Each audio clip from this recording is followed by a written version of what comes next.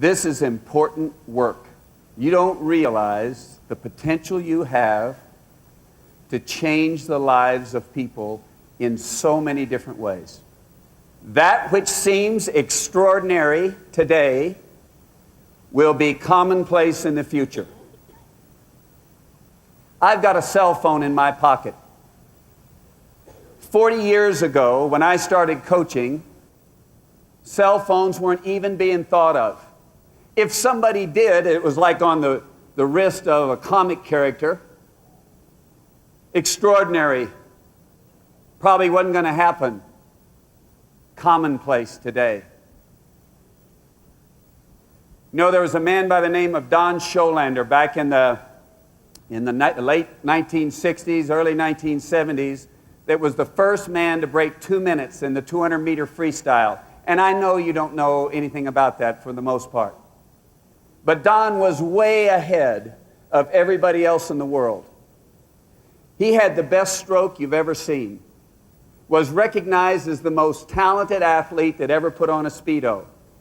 He swam for a great coach by the name of George Haynes at Santa Clara, which was the swimming mecca of the world in those times.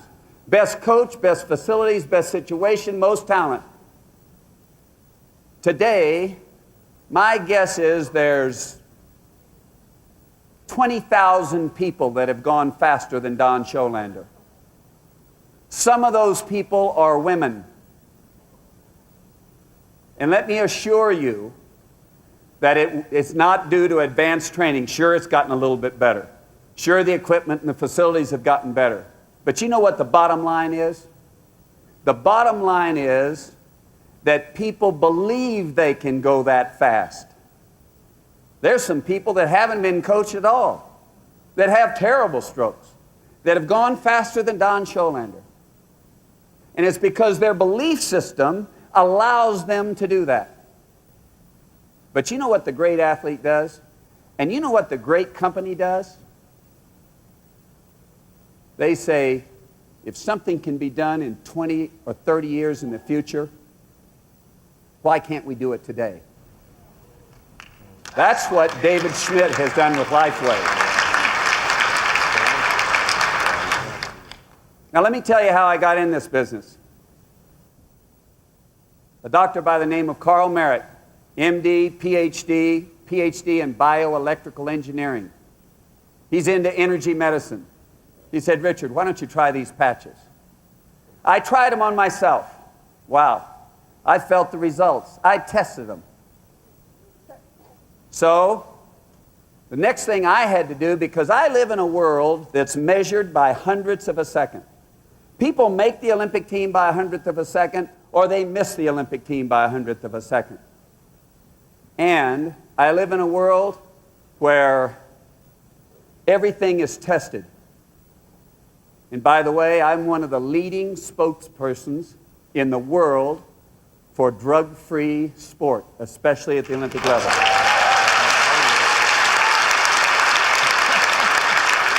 So the first thing I had to do, because I don't have to be tested. And if there's something a little bit wrong with it on me, that's okay, but not for my athletes. So I asked David Schmidt to come out to Stanford and talk to our team and talk to us about his technology. Now, ladies and gentlemen, I might have used the technology on myself or our athletes, but I wouldn't be up here in front of you today if it wasn't for David's genius, David's integrity, and David's leadership. The man is a giant, and he's on your team. He feels like he's been blessed with knowledge that he needs to get to mankind to help mankind live a higher quality of life. So when David came to talk to the Stanford swimming team, I was evaluating the character, and it didn't take long. He is a man of integrity. You can count on that. You can count on the integrity of these products. They work exactly like they're advertised. You know, the funny thing is, when you're helping people, this company will help you help people make money so that you can help more people with their quality of life. It's not a selfish thing. The money you have a chance of making is a byproduct of giving a quality of life to people. Please understand that. This is important work. Now let's talk about goals. Because in order to be successful in this business, you need to set some goals. Let me tell you how goals work. Goals are not what you wish for. Everybody in here wishes they'd be wealthy. Everybody in here wishes they could help people, or you wouldn't be here. Goals are not dreams, or they're not wishes. They're not what you might do, or you're going to try to do. A goal is what you're absolutely going to do. It's okay to have dreams. Don't misunderstand me. But a goal is something you are going to accomplish. And it changes everything about you. So what I'm telling you is, make your goal realistic. Make it realistic. What you absolutely know you can do, the number of calls you can make, the number of people you can reach, whatever you know you can do, set that goal. You know, I coached a girl by the name of Jenny Thompson. Jenny Thompson has won more gold medals in the Olympic Games than any other female in U.S. swimming history. Now, here's the deal. Jenny came to Stanford in 1991 as a freshman, and she was an outside favorite, or an outside possibility of making the United States Olympic team. But she came in and started working hard, and part of our workout is a dry land circuit. And that's where you go from station to station and do a different exercise at each station. And we did it something like 2 minutes on and 30 seconds to get to the next station, and we had something like 20 stations. Well, one of those stations is a pull-up station. Now, ladies and gentlemen, have you ever tried to do pull-ups for 2 minutes? It's hard to hang on the bar for 2 minutes, much less be doing pull-ups. So what I would do is go up and put my hand on Jenny's waist and just help her up once she couldn't do any more pull-ups for the rest of the 2 minutes. But every time I did that, I'd whisper in her ear. And I would say, Jenny, 53, 53. I was referring to 53 seconds for a 100-meter freestyle. One day she dropped off the bar. And she said, Richard, I haven't even been 55 seconds yet. And you're saying 53. Why don't you say 54? The deal is, the goal has to be yours. It can't be my goal for you, Ken's goal for you, David's goal for you, or your leader, or your sponsor. It's got to be your personal goal. So I said, Jenny, okay. So I'm 54, 54. Well, one day she drops off the bar, by the way, turns around to me and said, Coach, it's okay. You can say 53 now. Exactly what I wanted. Now, at the Olympic trials that year, she has a fantastic swim. She comes off the wall like a dynamo, finishes just phenomenally well. When she hits that wall, she looks up at the scoreboard, and for an instant, she's disappointed. Because the scoreboard said 54.4. And she was 53. That's what she was all about. Now, the disappointment didn't last too long, because it was a new world record. It was the first time a woman from the United States had held that world record in over 60 years. But for an instant, She was disappointed because to her core, her basic belief system was 53. It changes everything about you. A goal changes everything about you. It changes your priorities. A thought. In your life as a distributor, what if you took all the time that you spend watching television and instead you're doing your LifeWave business? George Hoagland, one of the most successful businessmen in LifeWave, suggested that would change the life of distributors, would change the life of LifeWave, and would change the life of so many people. Goals change your priorities. As an athlete, it changes the way you train.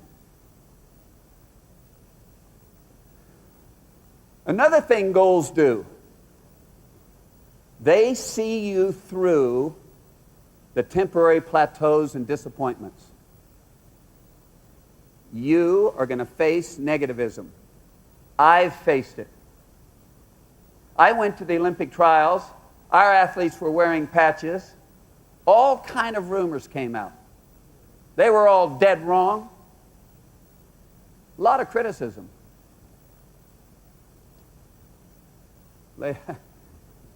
I'm still standing here. I'm still proud. I'm still with LifeWave. And I don't care about the criticism.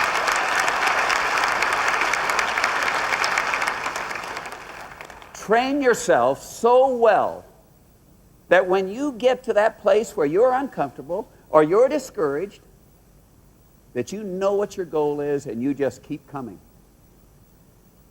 If you'll do that, you can touch that wall first.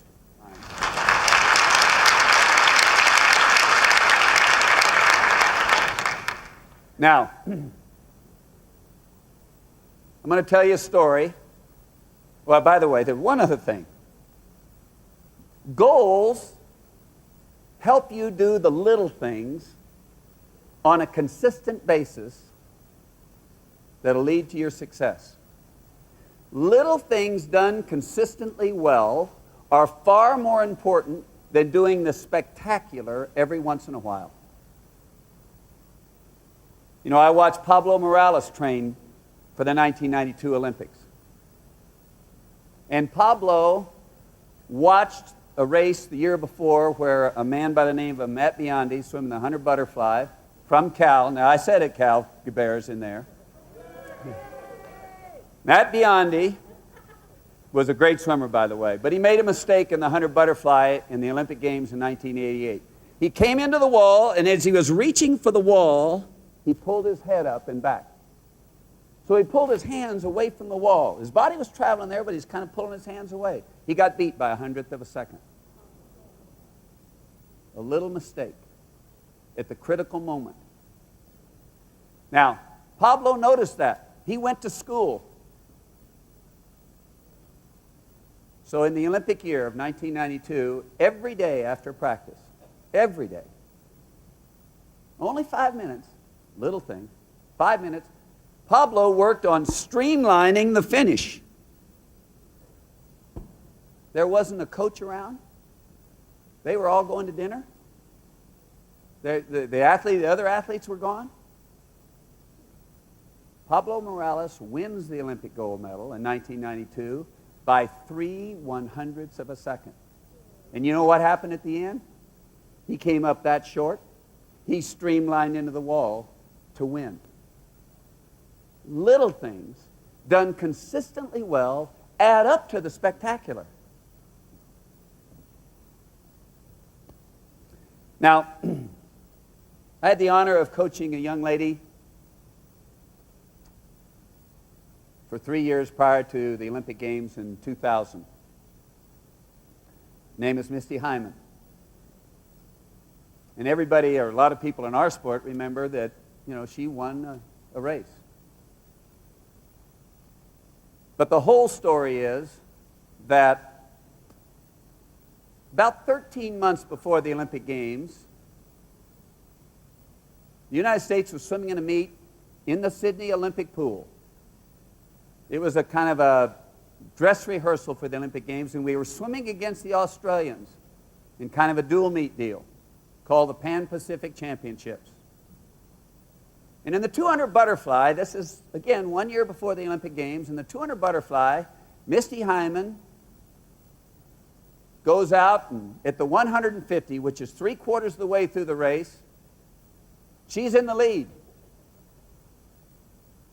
She comes home in 36 seconds, the last 50.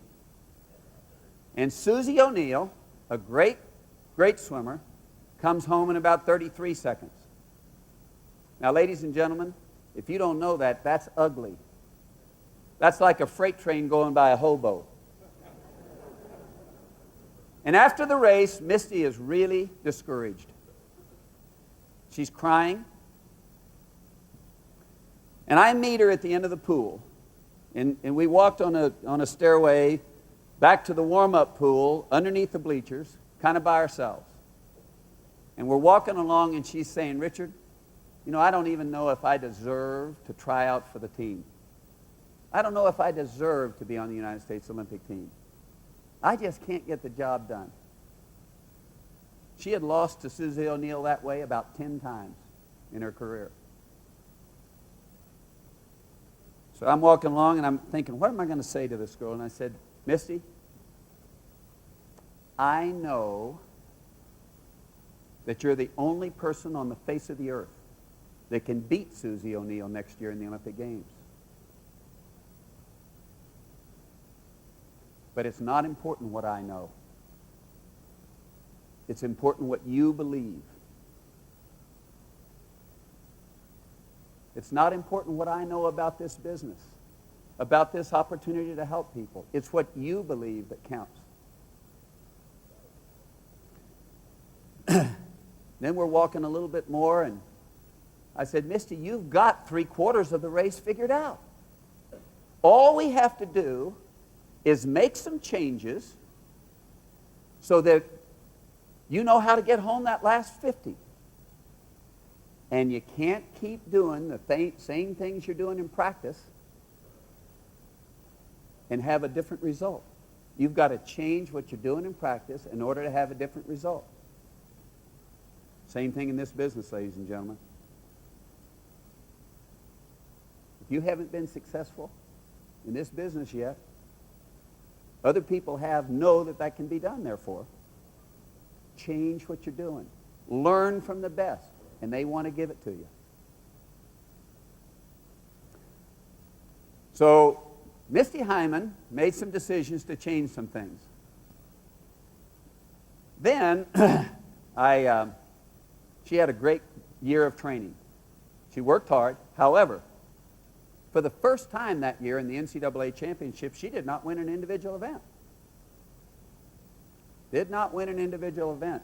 She had won her freshman and her sophomore year, but not her junior year, not the Olympic year. She was discouraged. Goals see you through your discouragement. Misty makes the Olympic team swimming her lifetime best time. And she was using a strategy, and I'm not going to go into the details, but I asked her to change her strategy. Well, I will go into it just a little bit. She was taking 9 kicks off the wall underwater. I asked her to take 6.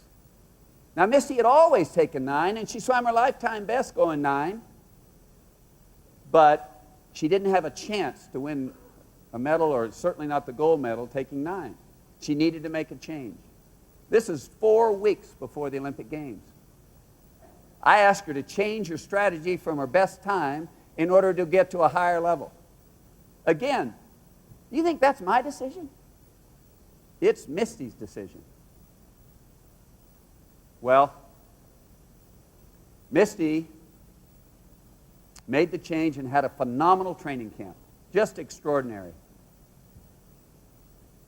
Now, when Misty Hyman comes into the wall and makes her turn, she brings her knees up first and does a back somersault and gets her breath late in that somersault.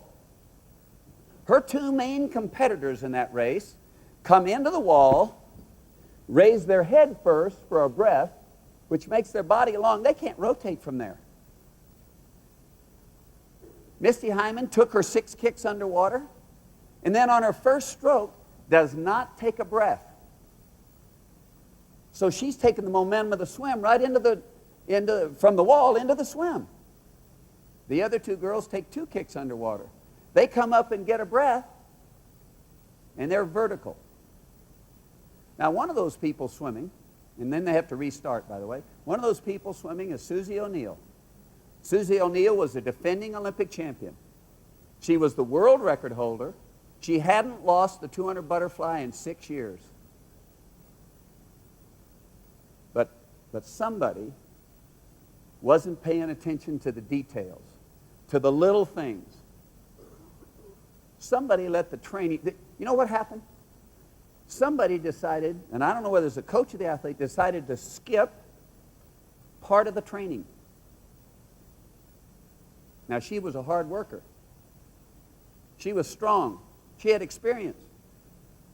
But she was allowed to make mistakes in practice that at the critical moment in the race caused her not to win.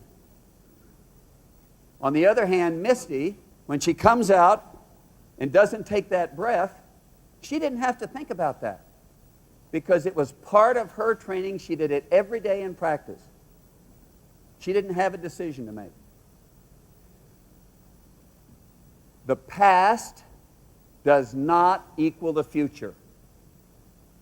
You can change your future. You can change the future of others. The past does not equal the future. What she said in the interview after the race, Jim Gray asked her, Misty, did you know that you were going to win the race? Did you really believe you could win it? And she said, yes, I do. I did. I believed I could win it. The doubts kept creeping in, but I pushed them away. When she made her turn on the last turn, she said, I've been here before, but today's my day.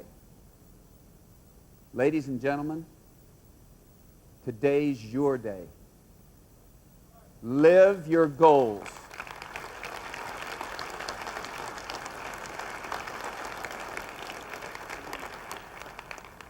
Let's help make LifeWave a gold medal company, helping millions of people throughout the world.